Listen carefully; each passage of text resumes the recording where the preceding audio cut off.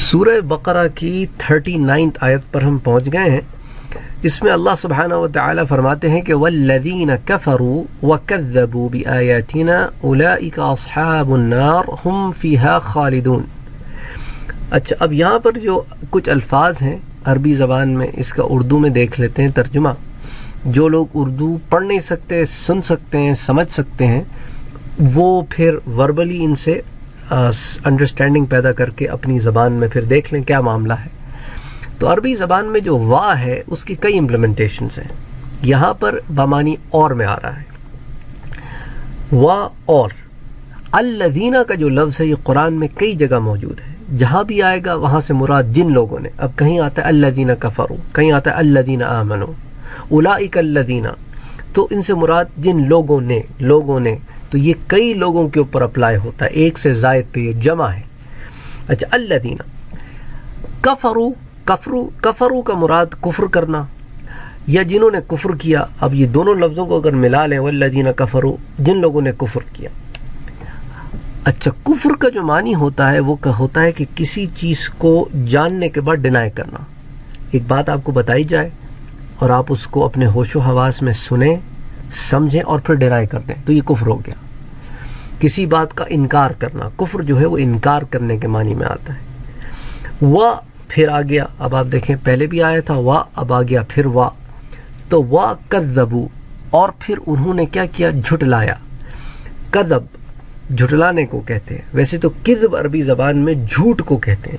یہاں کذبوا ہے، اس کا مطلب جھٹلایا، اور پھر جمع کا صیغہ ہے کیونکہ ایک سے زائد کے بارے میں بات ہو رہی ہے. اچھا، انہوں نے کس چیز کو جھٹلایا؟ اللہ سبحانہ و تعالیٰ کہتے ہیں بی آیاتنا، ہماری آیتوں کو. یہاں پہ جو لفظ با ہے اس کا اطلاق ہوگا ہماری. آیت سنگولر ہے، آیاتنا پلورل ہے. وَكَذَّبُوا بِآیاتنا اولئک، یہی تو وہ لوگ ہیں. تو اولئک کا معنی کیا ہوگا؟ وہی. اب یہ کئی جگہ قرآن میں آیا ہے. اصحاب جو ہے نا، وہ اس کو آپ اردو میں بھی استعمال کرتے ہیں جس کو کہتے ہیں صاحب. یہ میرے صاحب ہیں، یہ میرے دوست ہیں. یہاں پہ اصحاب معیت والوں کے لیے بھی استعمال ہوتا ہے. اصحاب النار، نار کہتے ہیں آگ کو، بمعنی دوزخ ہے. اصحاب النار یعنی دوزخ والے. ہم وہ، فیہا اس میں، خالدون ہمیشہ رہیں گے. اچھا، یہ الفاظ اس آیت میں کئی ایسے الفاظ ہیں جو بار بار قرآن میں آتے ہیں. ہم وہ، یہ پروناؤن ہے، اور یہ جمع کا پروناؤن ہے. اور یہ جمع کا پروناؤن ہے جو میسکولن استعمال ہوتا ہے، مردوں کے لیے استعمال ہوتا ہے. فیہا اس میں، خالدون جو ہے وہ ہمیشہ رہنے کے لیے استعمال ہوتا ہے. تو اس پوری آیت کا مطلب کیا نکلا؟ اور جن لوگوں نے کفر کیا، والذین کفروا وکذبوا بآیاتنا اولئک اصحاب النار ہم فیہا خالدون. اب یہاں پر کچھ تجوید کے اصول ہیں.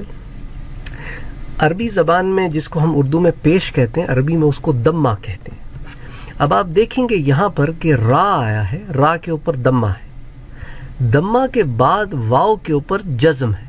عربی میں اس کو سکون کہتے ہیں. تو اگر آپ کسی عربی استاد سے پڑھ رہے ہیں تو آپ کو کہے گا کہ دمہ کے بعد اگر سکون آتا ہے تو اس پہ آپ ذرا اس کو کھینچیں گے، پرولونگیشن ہوگی. ہمارے ہاں کہ آپ کسی استاد سے پڑھیں گے تو وہ تجوید میں آپ کو بتائے گا کہ بھائی پیش کے بعد جزم آتا ہے تو کھینچیں گے. اصول وہی ہے، ٹرمینالوجیز کا فرق ہے. تو اب دیکھیں کفروا میں بھی وہی چیز آئی ہے اور کذبوا میں بھی وہی چیز آئی ہے. تو اب دیکھیں والذین کفروا وکذبوا، بس کے بعد بی آ. اب الف کے اوپر حمزہ نہیں بلکہ کھڑا الف ہے تو اس کو کھینچیں گے.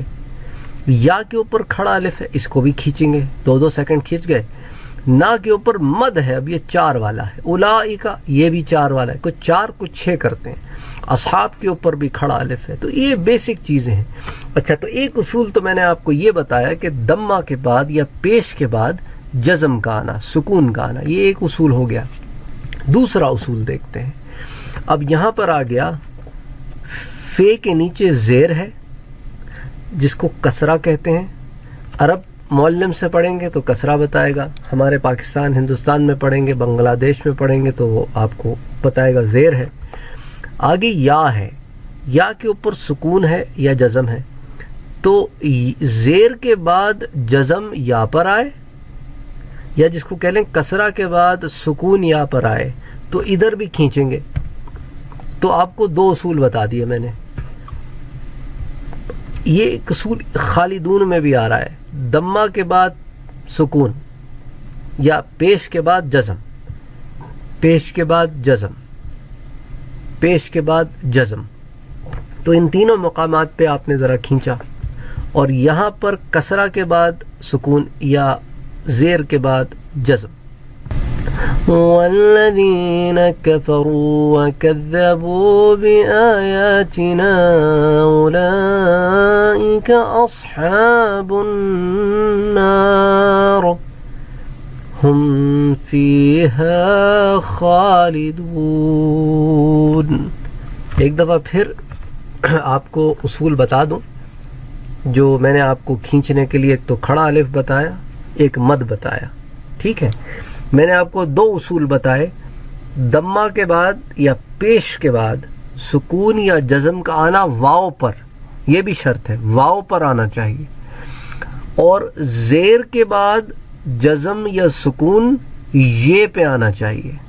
یہ دو اصول ہو گئے۔ اچھا، یہ جو دوسرا اصول بتایا نا میں نے آپ کو، زیر کے بعد یا پہ سکون، یہ والذینہ میں بھی آئے گا، ذال کے نیچے زیر ہے اور یہ کے اوپر سکون ہے یا جزم ہے، تو والذین کفروا، والذین کفروا، والذین کفروا وکذبوا بآیاتنا اولئک اصحاب النار۔ اچھا، ایک اور اصول آ گیا، النار، النار پہ بھی ذرا آپ نے تھوڑا سا کھینچ دیا اس کی۔ یہ تیسرا اصول ہے کہ زبر کے بعد الف آئے اور الف کے اوپر سکون ہو۔ زبر ہے نا یہ، جس کو فتح کہتے ہیں، عرب معلم سے پڑھیں گے فتح ہے، ہمارے ہاں پڑھیں گے تو زبر ہے۔ اس کے بعد جو ہے الف آیا، الف کے اوپر جو ہے جزم یا سکون آ گیا، تو یہاں پر بھی وہی اصول آئے گا۔ تو تین اصول ہو گئے، پیش کے بعد جزم لیکن واو پر جزم، زیر کے بعد جزم لیکن یا پر جزم، الف کے بعد جزم یعنی الف پر جزم ہو لیکن۔ تو یہ تین اصول ہو گئے، پیش کے بعد واو پہ جزم، زیر کے بعد یا پہ جزم، اور زبر کے بعد الف پہ جزم۔ ان تین اصولوں میں آپ کھینچیں گے۔